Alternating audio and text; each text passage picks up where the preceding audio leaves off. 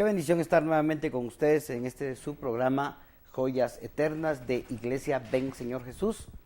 Y el día de hoy pues vamos a continuar con el tema de la semana pasada, que estuvimos platicando acerca de la figura que es el candelero de oro para nuestras vidas, el ejemplo del candelero de oro para nuestras vidas, el candelero de oro que está ubicado en el lugar santo del tabernáculo de Moisés.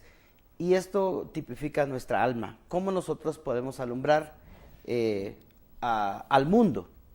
El Señor dijo, vosotros sois la luz del mundo, vosotros, nosotros.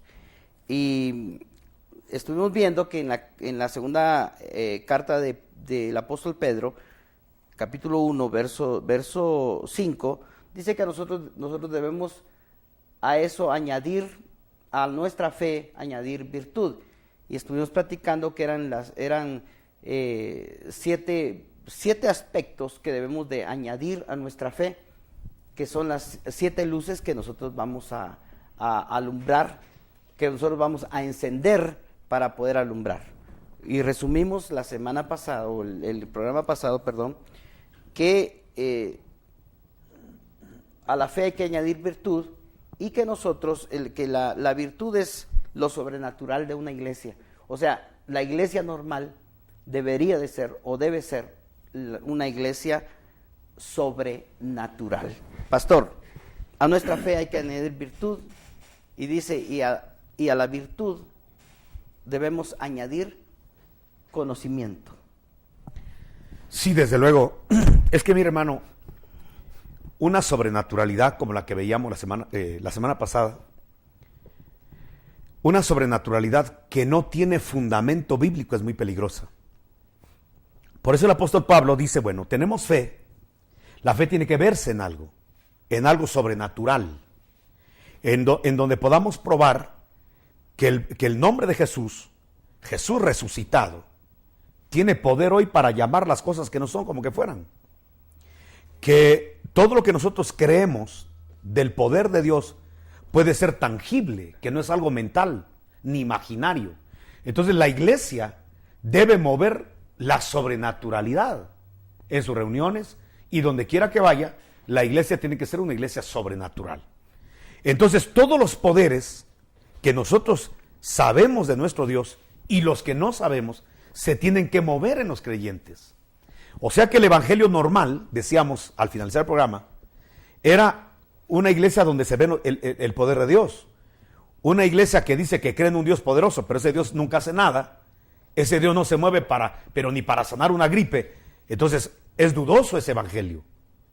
Es sospechoso un evangelio que solo tiene teoría, pero que no tiene el mover del poder de Dios, la virtud. Pero ahora viene el equilibrio de la virtud. Una iglesia que solo se mueve en sobrenaturalidad, miro, veo, oigo, siento, toco, huelo, respiro, pero que no tiene fundamento doctrinal. Eso es muy peligroso. Hemos visto una sobrenaturalidad, porque no toda sobrenaturalidad es de Dios.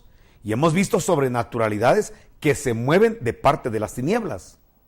Cuando hablamos, por ejemplo, de la idolatría, los milagros que se dan en la idolatría, donde hay personajes como vírgenes, como santos, que mueven sobrenaturalidades, pues para el que conoce la Biblia, pues es muy fácil detectar que ese poder no fluye del Dios de la Biblia.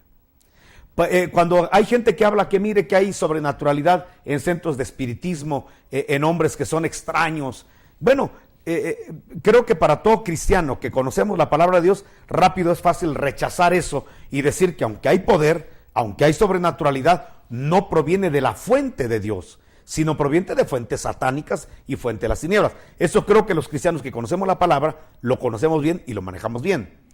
El problema está cuando dentro de la misma iglesia se mueve un poder extraño, porque eso puede pasar.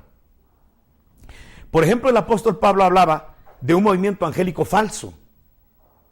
Hablaba de hombres que en un tiempo estuvieron en el mover del Espíritu, en la doctrina del Espíritu, pero después se apartaron. Eso es más peligroso que lo de afuera. Qué peligroso cuando un pastor, cuando un apóstol que durante años ha sido un instrumento de Dios y se ha ganado la confianza de las ovejas, de repente se tuerce por espíritus de error. Tenemos casos, por ejemplo, Aarón.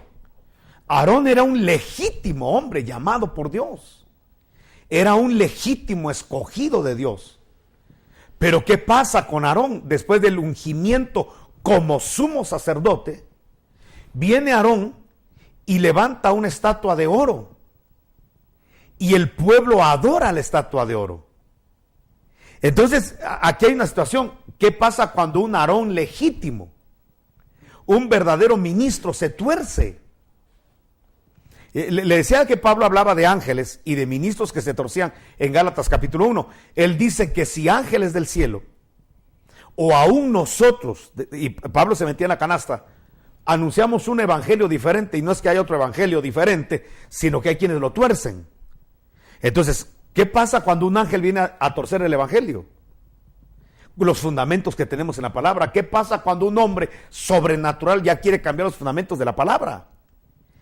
Y el problema de la iglesia es que la iglesia mira que un hombre maneja sobrenaturalidad y poder, entonces baja sus defensas doctrinales y ya todo lo que habla ya lo dan con el amén, amén, amén, ya no lo cuelan, ya no pasa por un colador lo que dice, porque la virtud se ha ganado, la confianza de la iglesia.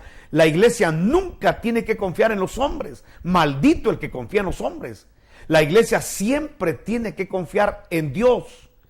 Y entonces cuando alguien se tuerce doctrinalmente, note que estoy hablando doctrinalmente, no en conducta, porque en conducta todos los que predicamos la palabra necesitamos todavía arreglar muchas cosas en la presencia de Dios, como le pasaba a David, como le pasó a Salomón. No, estamos hablando de cuando se tuercen en el evangelio, cuando son removidos los fundamentos y son sustituidos por fundamentos diabólicos, que tienen apariencia de piedad, pero que se apartan de la verdad. ¿Qué hay que hacer ahí? Entonces, por eso el cristiano tiene que añadirle al poder que se está moviendo conocimiento de la palabra. El cristiano tiene que conocer la palabra. Lo dice Deuteronomio capítulo 13, que quizás es un pasaje hermosísimo, que nos alerta. Dice Deuteronomio capítulo 13, si se levanta un profeta o un soñador de sueños y te anuncia algo sobrenatural, y eso sobrenatural se cumple, entonces todos, wow, se cumplió lo que profetizó, miren cómo se está moviendo la sanidad, miren, pero te lleva a adorar otros dioses, te aparta de la palabra, te aparta de la presencia de Dios, no lo sigas, no lo escuches. Y luego dice algo más, porque Dios te está probando para ver si le amas, si le amas a Él o amas la virtud. Creo que Jesús fue muy claro cuando dijo, es preferible que una persona se vaya enferma, pero pase al reino de los cielos. Luego entonces hay cristianos que se pueden enfermar y morir enfermos, pero morir en la fe, morir en la obediencia a la palabra, entonces pasan al reino, y en el reino obviamente ya no hay enfermedades. Es preferible eso, dijo Jesús, a morir sano por haber recibido un beneficio sobrenatural que venía de las tinieblas, pero sano, resultar en la gehenna.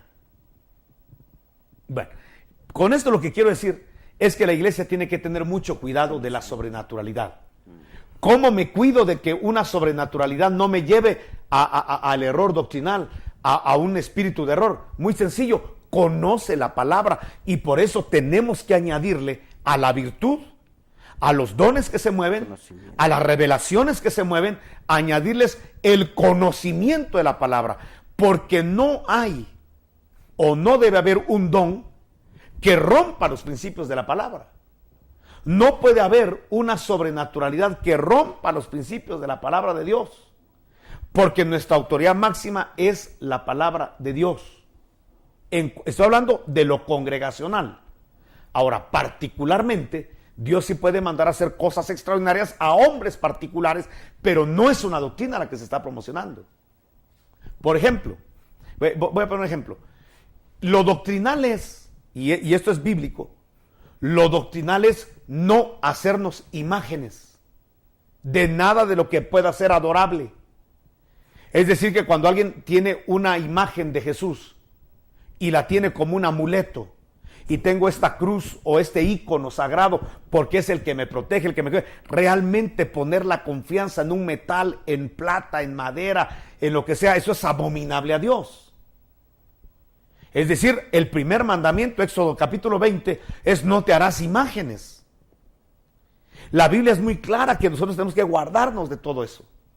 Pero lo que sorprende es que de repente viene Dios y le dice a Moisés, dile a Bezaleel que haga un par de querubines que van a estar con las alas extendidas sobre el propiciatorio del arca del pacto.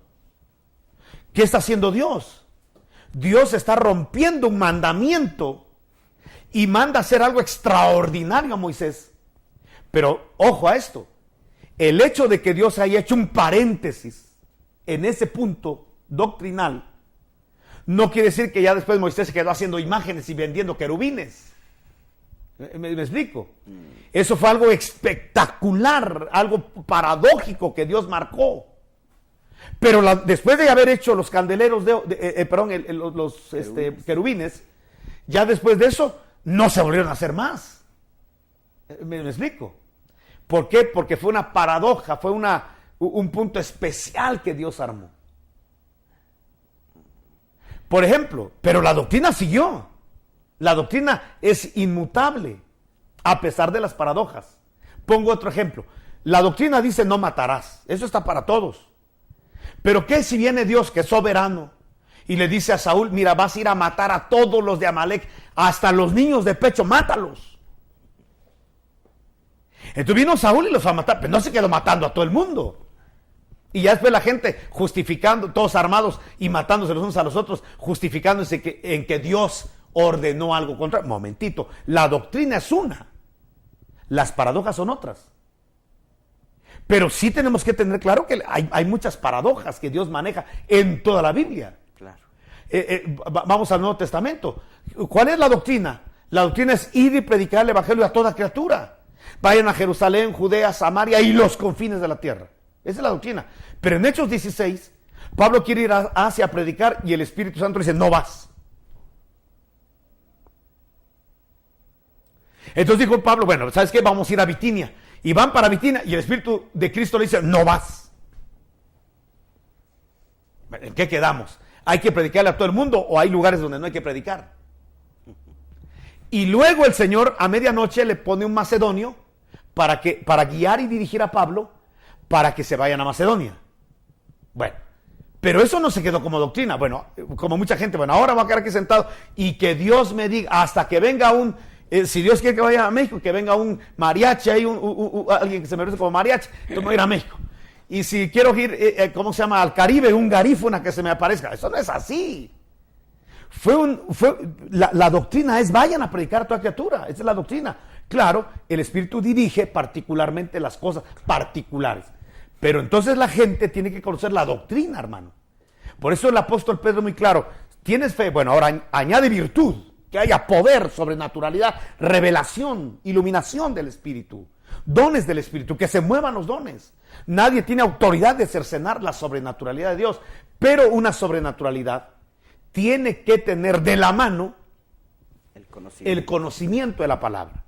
¿Para qué? Para no ser de esos, ¿cómo le llaman ustedes? Yo le llamo papalotes, los que en noviembre... Cometas. Los cometas, o barriletes. ¿Cómo se llama? Mira, un barrilete que ya tomó inercia y fuerza de viento, si no está en la mano de una persona, pierde la dirección. Suéltelo. Y quién sabe dónde se va a ir a estrellar. Entonces, una persona que tiene sobrenaturalidad, y todos tenemos que tener sobrenaturalidad, si nos separamos del fundamento de la palabra de Dios, quién sabe dónde vamos a ir a estrellarnos. Vamos a terminar mesiánicos, vamos a terminar ocultistas, vamos a terminar hasta negando los dones como muchos, vamos a terminar negando hasta el bautismo de agua como muchos, vamos a terminar celebrando la Pascua como muchos grupos ridículos hacen. Entonces, ¿por qué? Porque al conocimiento, a la virtud no le estamos poniendo el conocimiento de la palabra de Dios. ¿Para qué dejaría Dios un libro de 66 libros si al final el evangelio se reduce en 2 palabras? Eso no es así. Tenemos que estudiar toda la escritura, porque toda escritura es inspirada por Dios, útil para enseñar, para corregir, para redarguir y para hacer al hombre perfecto delante de Dios. Entonces, la palabra es básica para no perdernos en la sobrenaturalidad. Sí, la palabra de Dios dice, mi pueblo por falta de conocimiento perece, ¿verdad? Mi pueblo, ya no digamos el mundo, mi pueblo que me conoce, que me invoca, que me adora, que me sirve, si no tiene conocimiento perece. Aunque sea pueblo de Dios, perece si no tiene conocimiento. ¿Por qué? Porque es responsabilidad nuestra. Eso es, lo decíamos en el mensaje pasado, somos nosotros los responsables de llevar ese conocimiento, no es Dios. Él ya nos dejó la palabra, nos dejó ministerios del Espíritu, ahora somos nosotros los responsables como ovejas de buscar el alimento. Amén. Segunda epístola de Pedro, capítulo 1, verso 6, dice, y al conocimiento, dominio propio, ¿verdad? ¿A qué se refiere esto con el dominio propio? Bueno, ya tenemos gente poderosa, gente salva de fe, que a la fe le está añadiendo el poder de Dios, la virtud. Gente que conoce la palabra y es equilibrada. Ahora, ¿qué vamos a hacer con el conocimiento? Dice, vamos a añadir dominio propio. ¿Por qué? Porque se ve muy feo en la Biblia y en la calle gente que hace milagros, porque Dios los respalda. Gente que conoce la palabra, pero vive mal, en el sentido de que no se contiene y ya se está agarrando a trompadas con el vecino. O sea, ¿cómo es posible que hace milagros, profetiza y mire cómo le agarra del pelo a su hijo que cometió un error el niño y ya lo agarra y ¡papa! Pero profetiza, pero predica. ¿Por qué tiene esas actitudes? Es espantoso que de repente veamos gente que ¿cómo se llama? Que no pueda dominar sus emociones. Estoy hablando de la ira. Pero hay otras emociones que tenemos que controlar. Porque si no logramos controlar nuestras emociones y dominarnos a nosotros mismos en nuestra carnalidad, entonces deluce. Por ejemplo, vamos a hablar de Salomón. Leer a Salomón es una bendición y es un deleite. ¿Por qué? Porque no es Salomón el que está hablando. Él solamente es el cartero, el vehículo. Quien está hablando ahí es Dios. Por eso es un deleite oír a Salomón. ¿Qué escribió Salomón? Cantar de los Cantares. Es hermosísimo leer Cantar de los Cantares. Sobre todo cuando le damos el ángulo de Cristo cantándole a la iglesia y la iglesia cantándole a Cristo, todavía cobra más bendición y relevancia el Cantar de los Cantares.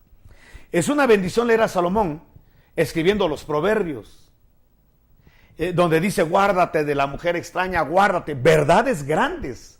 Guárdate del adulterio, guárdate. Es formidable leer a Salomón. Es Dios hablando por Salomón. Es impresionante leer Eclesiastés. Es bellísimo leer a Salomón.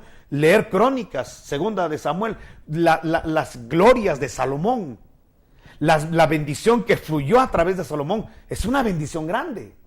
De hecho, Jesús habló hasta de la ropa de Salomón. Hablando de que qué espléndido se vestía Salomón. Hasta en eso era cuidadoso y detallista Salomón.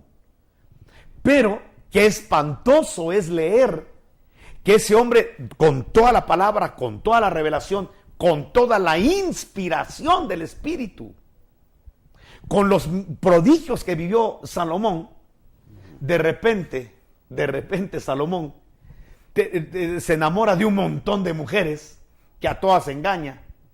1000 mujeres tuvo Salomón, pero lo impresionante es que las 1000 mujeres no eran creyentes de Jehová, adoradoras de Jehová, sino que eran adoradoras de ídolos.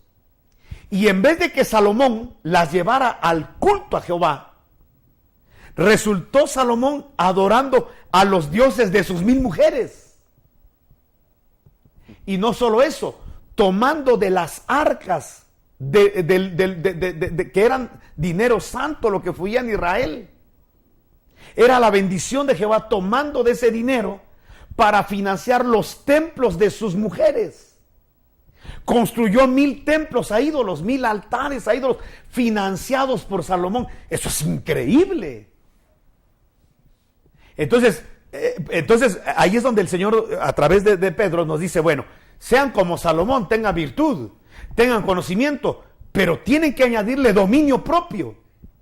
Porque si no hay dominio propio, entonces vamos a confundir a la gente que nos rodea. ¡Wow! ¡Qué palabra! ¡Wow! ¡Qué milagros! Pero qué feo vive.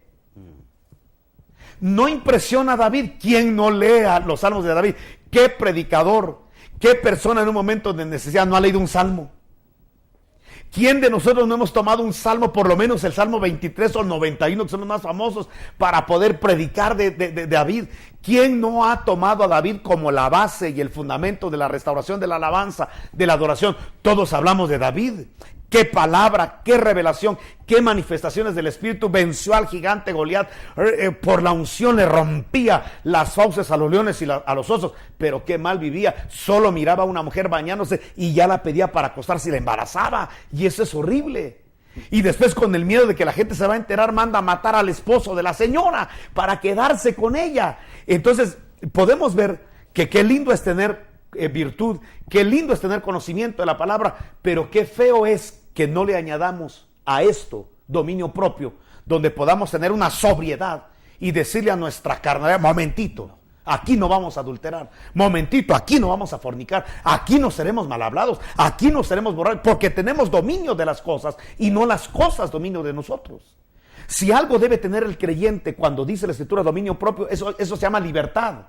La libertad es que yo puedo hacer las cosas no por atadura, no porque ya no aguanto si no tomo esto, si no me aplico esto, si no me tomo esta pastilla para dormir. Es volverse dependiente, es hacerse esclavo. Y para eso apareció el Hijo del Hombre, para deshacer todas las obras del diablo. Para eso vino Jesucristo, para darnos la libertad. Entonces el verdadero creyente que quiere ajustarse como un candelero, tiene que añadirle a la virtud, al conocimiento, el dominio propio. El dominio propio, donde le decimos no al pecado, donde tenemos el deseo, el impulso, pero tenemos un dominio propio por el Espíritu Santo, por la palabra, por el temor a Jehová, para no hacer lo que es incorrecto delante de sus ojos. Ya no hablemos delante de los hombres, sino delante de los ojos de Dios, porque cuando agradas a Dios, inmediatamente se activa la luz para poder alumbrar a los hombres. Entonces, el dominio propio es básico, hermano, para no caer en los horrores de nuestros ejemplos bíblicos, de toda la gente virtuosa, de toda la gente con conocimiento, pero que vivía muy mal. ¿Cómo luciría, por ejemplo? Y esto es impresionante. ¿Cómo luciría, por ejemplo, Sansón? Sansón, el hombre del poder que arranca las puertas de una ciudad. No estamos hablando de puertas de 2 metros, estamos puertas de una ciudad. Y que con la virtud del Espíritu se las pone en el lomo, en la espalda, y sube un monte y ahí las va a tirar. Pero que ese hombre extraordinario. Pero mira, una mujer, dice que veo una mujer prostituta y con ella se acuesta. ¿Por qué no tuvo dominio propio? Entonces, lo hermoso que hizo de ser un instrumento de Jehová, de romper esas puertas y llevarlas al monte, desluce yendo a ese bar. Y yo creo que mucha gente ha visto deslucido a mucho cristiano que tiene palabra, que tiene unción, pero que vive mal, que no tiene dominio propio. Y entonces, cuando hablamos de ser un candelero, y la iglesia un candelero debe tener de 7 lámparas, por lo menos ya llevamos 3, ¿verdad? Ya virtud, un poquito. Conocimiento, y ahora hablar del dominio propio, es decir, donde nos volvemos dueños de nuestra alma, dueños de nuestros pensamientos, y no los pensamientos dueños de nosotros. De tal manera que no podemos decir: es que no lo puedo dejar de hacer, hermano, es que no puedo parar esto. Entonces no tienes dominio propio y tienes que añadirlo. Pero note, añádanlo ustedes. Pedro no está diciendo: ve a orar para que Dios te lo dé. No, tú promuévelo, promociónalo. ¿Cómo? Con el temor a Jehová. Hay que tener un dominio propio, llenándonos del Espíritu Santo. Sí, Pablo le decía a Timoteo, ¿verdad? Cuídate de ti mismo. Ahí está. Es que el enemigo más grande que tenemos nosotros, hermano, y lo hemos dicho, el enemigo no está afuera, está adentro. Hay mucha gente, y yo lo digo con mucha, porque estamos en televisión, lo digo con cautela, de que hay grupos religiosos que de repente hacen el ridículo. De verdad hacen el ridículo. El ridículo en el sentido de que vamos a reunirnos 1000 días para orar, 40 días para orar, y vamos a pedir que se cierren las cantinas y que se cierren los bares, para que ya no vayan ahí los jóvenes ni los cristianos. Ese es ridículo. Ya se probó una vez, hermano, desaparecer todos esos centros y no sirvió de nada. En los días de Noé, ¿acaso en los días de Noé no desaparecieron todas las cantinas? Hasta los que mezclan los vinos se murieron. ¿Y qué es lo primero que hace Noé? Noé no necesita una cantina, no necesita una cervecería, una tabacalera. Adentro trae el alcohólico. Lo primero que hace cuando ya no hay pastor ni diáconos, a nadie en la vista que lo juzgue, planta una viña y en vez de presentar primicias, con las primicias hizo vino y se emborrachó. Y ahí habla un Noé que le falta dominio propio. Qué hermoso hablar de Noé, el hombre de la fe, pregonero de justicia. Él lo respaldó Dios en el arca que construyó, se salvaron los animales. Hay un reinicio de la humanidad a través de Noé, porque es un Adán que Dios establece. Pero mire el error que comete. Ahí desluce por falta de dominio propio. Por eso Pedro está muy claro, añadan dominio propio. Pareciera que las grandes cosas, es un poquito lo que hizo, ¿verdad? Pero es como dice el dicho, el pelo en la sopa, ¿verdad? ¿Sabe cómo dice Proverbios? Una mosca que se introduce en el perfume de un perfumista, ya lo hizo heder. Así es una locura, una insensatez en un sabio. Sí, qué tremendo. Qué tremendo. Pero vamos a continuar. Dice que a nuestro dominio propio o al dominio propio hay que agregarle paciencia. Ok. Vamos a continuar la próxima semana, se fueron los minutos. Vamos a hablar de la paciencia, el próximo programa. Yo creo que voy a tener un poquito de paciencia para esperar terminar este segmento, ¿verdad? Pero realmente ha sido bastante interesante, pastor. Realmente yo estoy impresionado cómo por una pequeña cosa uno puede dañar una vida completa incluso, ¿verdad? Hemos visto como muchos personajes amantes de Dios en nuestro tiempo, no digamos en el tiempo pasado, por ese pelito en la sopa, por esa mosca que cayó en su perfume, se echó a perder toda una vida. Entonces yo creo que es importante que a nuestra fe también añadamos dominio propio. Que el Señor le bendiga y hasta nuestro próximo programa.